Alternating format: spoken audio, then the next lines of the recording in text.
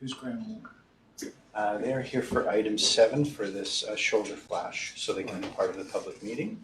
He's there with some other members in that room. Are we live? Waiting. Okay, we'll just have to wait for a second until we get the thumbs up. So that's it. Okay. Okay, we're good to go. Ready? Okay, thank you.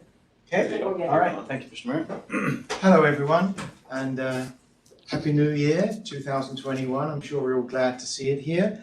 I'd like to start our meeting today with an acknowledgement that it's appropriate to understand that we acknowledge that our municipality lies within the traditional territories of the Wahongwin peoples known today as the Songhees and the Esquimalt nations, and the Saanich peoples known as the Startlet, Quechua, Sayot, Seacom, and Malahat nations.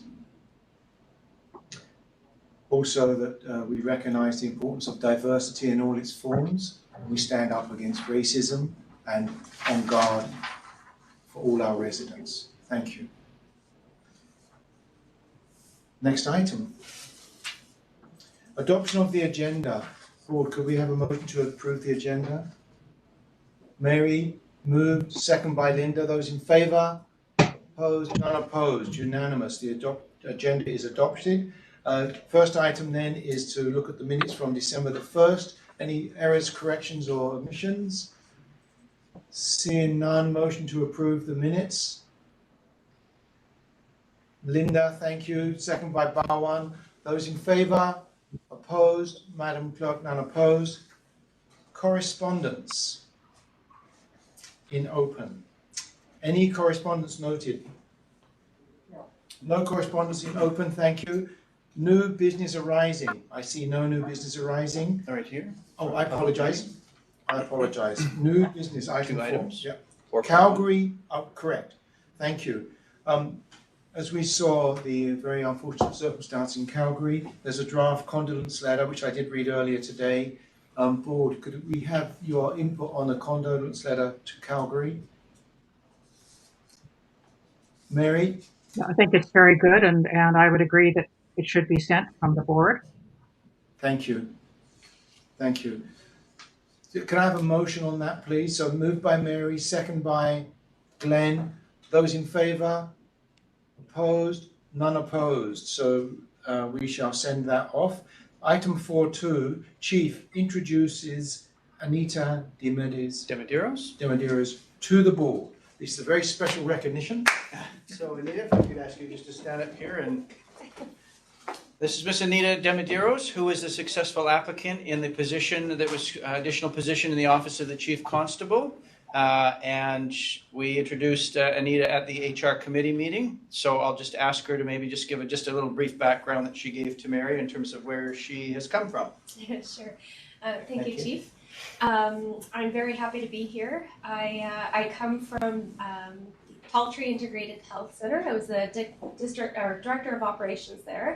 And previously to that, I was with the District of Central Saanich, with the legislative department, and I attended all the council meetings and supported the corporate office in that way. And I'm very happy to be here. So we're fortunate to have Anita. As I said, she was a successful applicant in the competition, and she's learning the police board duties and is with us today, working with Lynn, and she was also with us for the HR committee meeting. And we're working on eventual transition from Lynn's responsibilities that Anita will take over and be the support, administrative support for the board. Any questions from the board? Mary, please, yeah. And what will Lynn be doing? Joe, do you want to speak to that? Yeah, so what had happened, as you recall from our last budget process, there are a lot of duties within the office, and when we took on the role of the police board secretary, we never gotten any resources to fulfill the additional workload that came along with that. So through some careful considerations in terms of workload and balancing everyone's duties out. Lynn will continue to do what she was originally hired for, which is to manage our personnel information database. Lynn will also be doing some accounts receivable duties within the department. So none of the work is new per se. We're just taking this opportunity with the additional resource to better balance out the workload amongst the staff. Thank you. Okay. Thank you. Move on. Yep. I think you got a question there from Glenn. Oh, Glenn has a question. Oh, Glenn, sorry. Glenn, go ahead, please. Yeah. I would just like to thank Lynn for all of what she has done for the board for the last year plus, I think it was. We wish her all the best. Well, Glenn, I'm glad you raised that because we will miss Lynn's steady, calm demeanor in the midst of mayhem. Thank you so much, Lynn. Thank you. And you'll always be there shadowing for a while to help us out. Yes. Yes, thank you very much. Thank you, Glenn. Good catch, Glenn. Thank you. When would I mention the budget coming up, Council? I think I need to right now. So we go on to divisional updates as needed, Chief. I'm not seeing anything there. I don't believe so, unless there's any issues that any of the inspectors feel is important to touch on in the public portion. Seeing none? Okay. Committee reports as needed. Glenn and Linda, what do you have on finance? 6-1. With regard to the finance, looking at the report, hello? Hello, yeah, we can hear you, At the end Glenn. of November, with all of the changes that we've had this year with COVID, we will probably end the year with a surplus. And when we have in camera, we will be reviewing the impact of that and a few other items. Thank you. Linda, did you have anything further with Glenn? No, that's it. We're in good shape. Very good. So I can let you know in open that on Monday, January the 11th, item G1 is the 2021 Saanich Police Provisional Budget. So it's coming up on that day. Typically, we try to get that done in December, but with the agenda was really jammed in December, so we couldn't quite make it all work. But that's into the very first meeting of the new year. And maybe just for the record, that's the reason that the budget has not been posted on our website as of yet, because of ensuring that it's gone through council and been on their agenda. There was some correspondence, I believe, inquiring why the budget had not yet been posted on our website, and that's the reason. That's the reason, yes. So it's a very straight legislative reason that we don't post it publicly until it comes to council. Linda? Sorry, the date again for council, Mr. Mayor? January the 11th. Okay, It's thank you. Item G1. It's a pretty full agenda, but I would expect we should be at that within the first 45 minutes. Thank you. So we start at 7, should be at that by about 7:45, 8 o'clock. Thank you. So governance and strategic planning, Linda. Nothing really new. We're working away on the website, and we'll coordinate with Chief Constable on that whenever they're ready to launch the department website. And I'm continuing to work on the policy manual, so nothing really new there. Thank you. Thank you. Mary, Human Resources.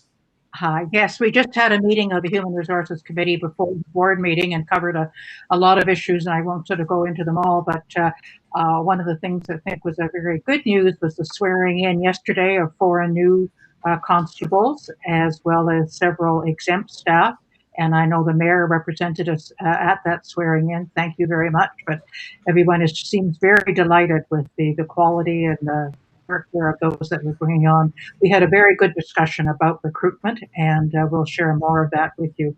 Also, Inspector Douglas provided a very useful memo to the committee about both recruitment and training, and I will have that sent out to our other board members for your information as well.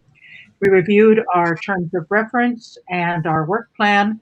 We need to do some updating of those, so I will get those done over the next month before we bring them back to the board for review and approval.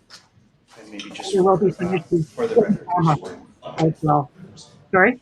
So Mary, just for the record, we had 4 going on to JI, but there was 1 exempt recruit from the RCMP, so we swore in 5.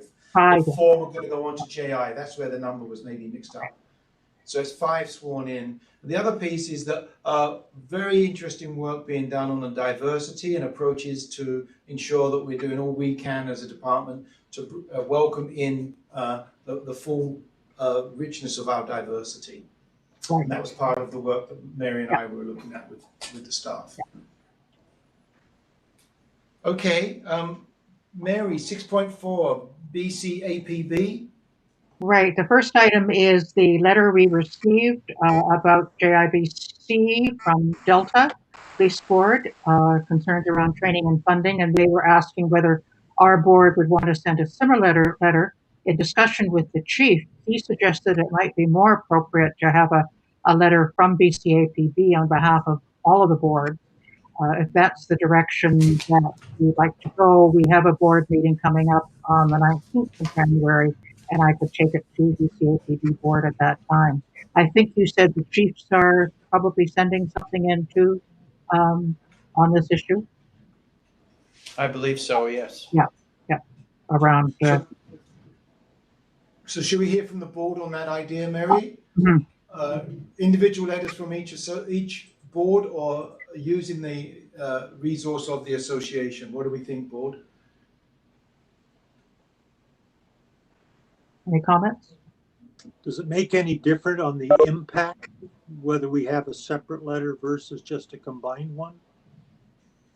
I don't think so. Yeah, then I'd be in favor of the combined one. Yeah. I do know that working in the space on council, whenever you can get the group letter, for example, from the BCAPB, it's better, because then they read one strong message from the collective versus several different messages from different parts of the collective. So it helps us use the tool that's there, which is the BC. And if for any reason BCAPB does not agree to do it, then I'll bring it back to the board for us to do our own. Yeah. Are we hearing anything from other associations that they're not inclined to? I mean, it would make sense that they would be inclined to. Yeah. Okay. Thank you, Mary. Okay. Membership? Which basically brings us in, you have before you the membership. We need to approve that, and there's the invoice for funding. I think the fees went up $50 this year for 2021. We also should agree on representation to the board, and if possible, I would like to stay on since I have offered to help their incoming president, who will be starting in March with her. So, board, what we need is a motion for 2 things then. One is to, of course, process our membership with the $50 increase, and secondly, to continue with Mary as our representative. Is there a motion to those 2, please? Linda, okay, and Glenn. Those 2 items are moved. Those in favor? Opposed? None opposed. Thank you. Is Barwan still with us? Okay, let's continue. Okay. And then I think we all received the notice of the, there isn't going to be a full conference this year. What is planned is probably on the 5th of March, hopefully a virtual meeting with the chiefs and BCAPB, but the details of that are being worked out. And then the AGM will be held on Saturday, March the 6th. It'll be virtual. And again, hopefully with a speaker, representative from the government. I don't know by then we'll know who Brenda Butterworth-Clark's successor will be or not, but someone senior in the government to present at that time. So on that, Mary, I know that it's just to receive for information. There's no action required. Right. I think in February, at our February board meeting, we should, make sure that people are, who's going to attend that meeting. It'll be virtual, so I assume it's somewhat limitless and doesn't cost us anything to do. Very good. And then the item of resolutions, what did you want to Right. tell the Call for board? resolutions, as we do every year, and the deadline is February the 5th. So we do have the February board meeting if we wanted to put forward a resolution to finalize it. I think today I wanted to just get a sense from board members or staff if there are any issues that you think would be worth turning into a resolution to take forward to the AGM. Anybody got anything that they think would be critical at this point? We are at BCAPD, we have a committee set up to look at what our submission will be to the select committee reviewing the Police Act. There's supposed to be something coming out to our members to ask for input on that. I haven't seen it yet, but hopefully it'll be out and we can provide input on that as well. But the resolutions are, I'll be honest with you, I'm not a huge in favor of resolutions. I'm not sure that the most effective way of getting action, but sometimes they can, garner interest across the board. Is there anything Very good. burning issue? Is Bowen still on the call? I don't know. I don't see them. No, maybe it's come off. So, okay then, we can think about that and be ready for a decision in February, or do you need a decision today, Mary? Don't need a decision, but we sort of have to need to approve it in February. Yeah. So I don't know whether, over the next month, we could chat about it, and if someone's got an idea, to pass it on to me and we could draft something. So Linda, Glenn, Barwan, do you have any ideas percolating there? I don't have one myself. No, we're seeing no, Mary. We're saying, Okay. I'm not seeing a resolution coming forward. Right. Well, if something comes up, then let me know. But Mary, I'm just wondering, with the BC Association of Police Boards, is it appropriate to have a process coming forward where a letter goes to thank Ms. Brenda Butterworth-Carr for all her great work? Because we understand that she is resigning. I wanted to raise that actually. I guess it could be in the public meeting. I'd actually talked to Artem this morning to find out, and he's not quite sure when she's actually leaving, maybe not till the end of January. But I would suggest as a board, I had written to her personally, but as a board, if we could send her a letter acknowledging the leadership that she's provided to police boards and police departments across the province, I think that would be very useful. Okay, so we take that on as a board, not to the association. Very good. No, So is there a seconder? Mary moved, Linda seconded that we send a letter of appreciation from the board, I guess as soon as we can now, because if she's stepping down at the end of January. Probably, he thinks probably around then. Yeah. Okay then. Well, I'll work with Lynn on that if that's okay. Yeah. Yes. Okay. So those in favour? Opposed? None opposed. Thank you. So resolution confirmed. That brings us to the end of 6.4, with now 6.5, which is also back to Mary, which is the Canadian Association of Police Governance. I have nothing to report. I haven't heard from, other than they've been doing, regular webinars and the news reports, but nothing else that's come up that I'm aware of. Yeah, I guess we all got the message that the last webinar we did is out there. If people want to go and listen to it again, or yeah. Mm-hmm. Okay, coming to 7, Canadian Heraldic Authority shoulder flash. Inspector Brandt, you're on. Well, thank you, Mr. Mayor.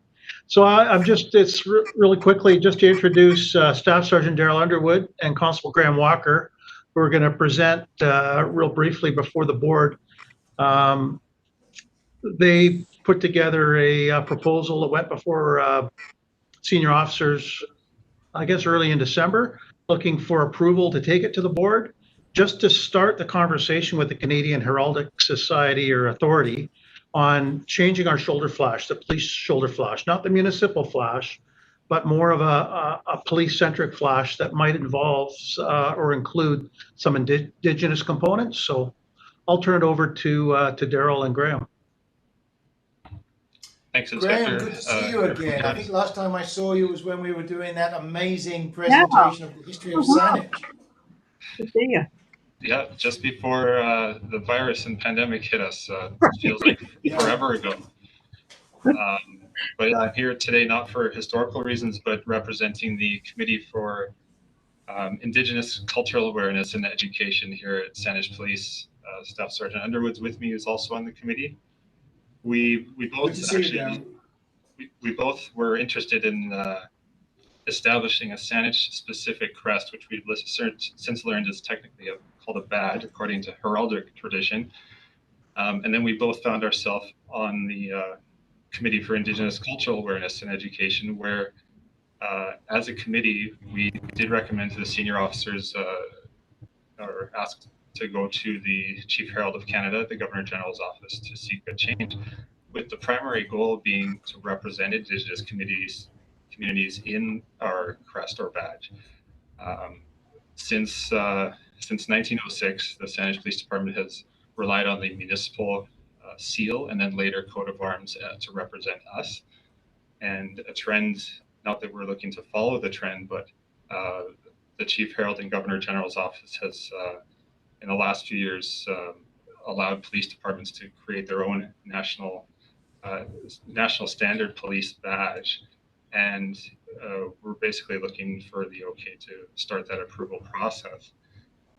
Each agency has done so for their own reasons, whether it's a rebranding, et cetera, but ours is specific to representing the Saanich and Lekwungen peoples, whether that be through artwork or some phrase that we, through consultation with those communities, include in the new badge.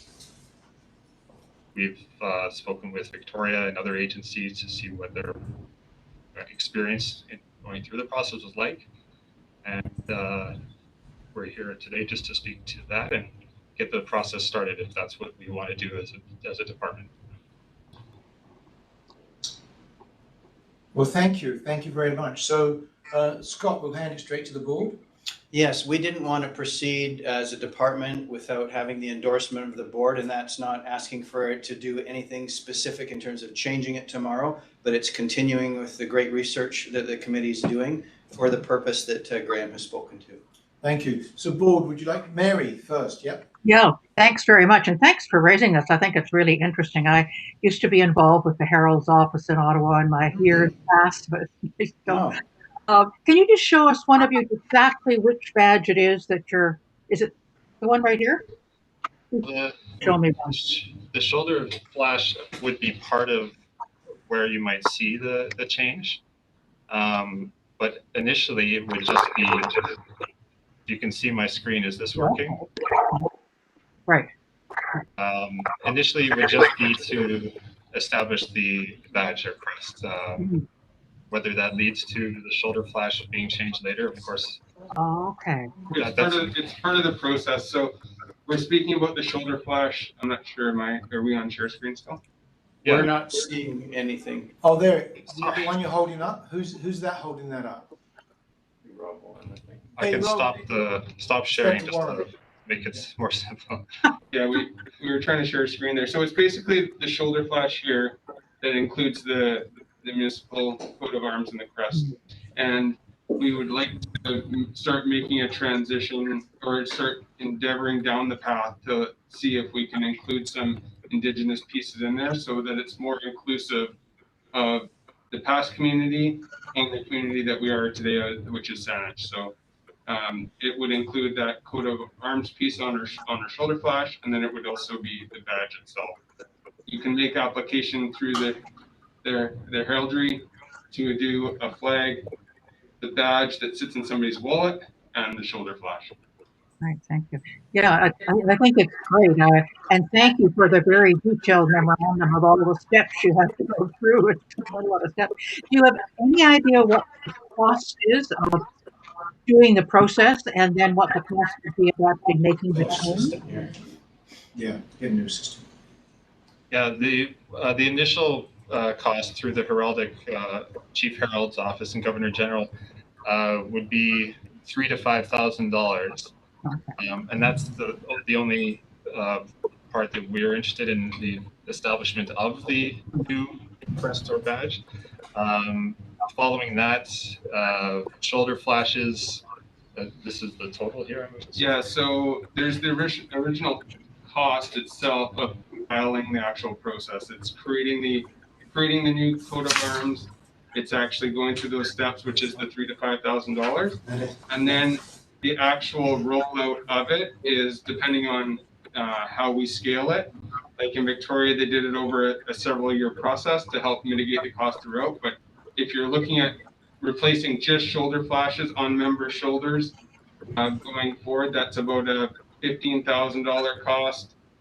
Badges would be around the $15,000 cost for all members. So if everyone was to get a new badge, Then if you're looking at door seals, like, because right now we have Saanich Police and a badge on our door. If we wanted to put a new sticker over top of that, that would be, I'm not sure the exact fixed cost, but you could probably scale that out for approximately 3,000, I would guess, just because we're doing that sticker. But that could be part of the scaling process in the sense that as police vehicles leave our fleet, maybe that's the prime opportunity to replace that flash on the door, the badge on the door, as those vehicles roll out, because it would take an astute eye to pick that up in the actual door itself that our badge has changed. So that could be part of the scaling process as we roll out marked vehicles. That's the opportunity when we roll in the new imagery on the door.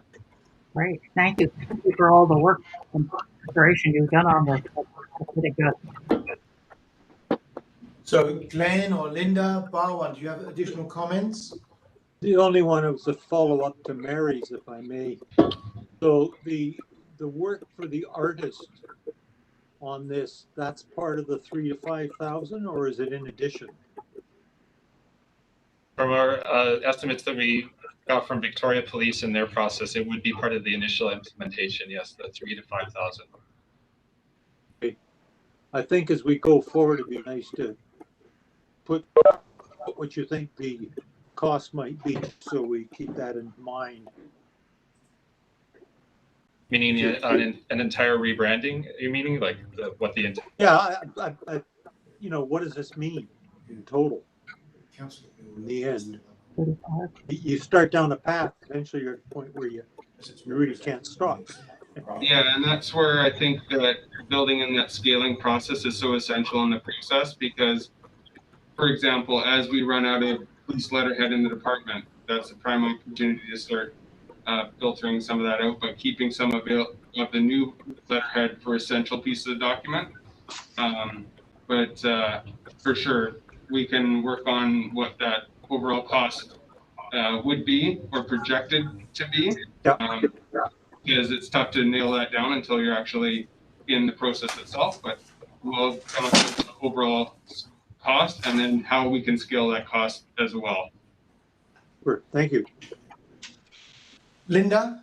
Just a question on Yes, how please. long the process takes, Daryl.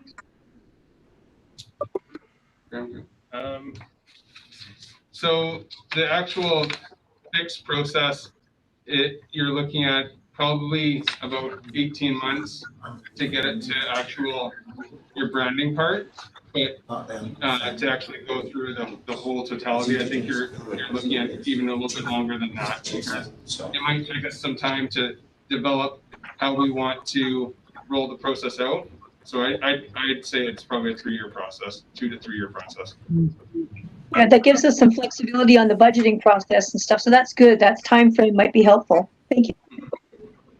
I think Excellent it's important. question. I think it's important to note that this is just to establish the badge or crest.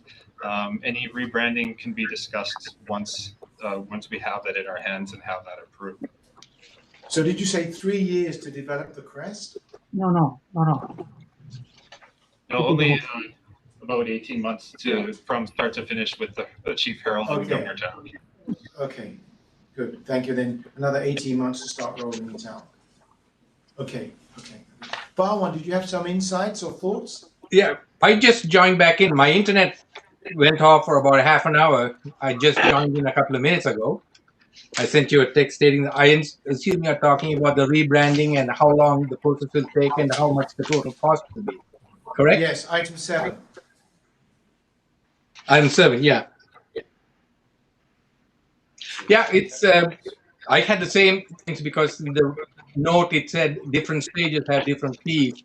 So just to get an idea of how much the total cost will be and whether the chief has money in the budget for that. And other than that, it's good to rebrand and relaunch, reflecting the community. So I'm support of it, but the total cost is unknown, and so that has to be budgeted for. Yeah. Very good. So a couple of things then in recap. I think, first of all, it's an excellent idea.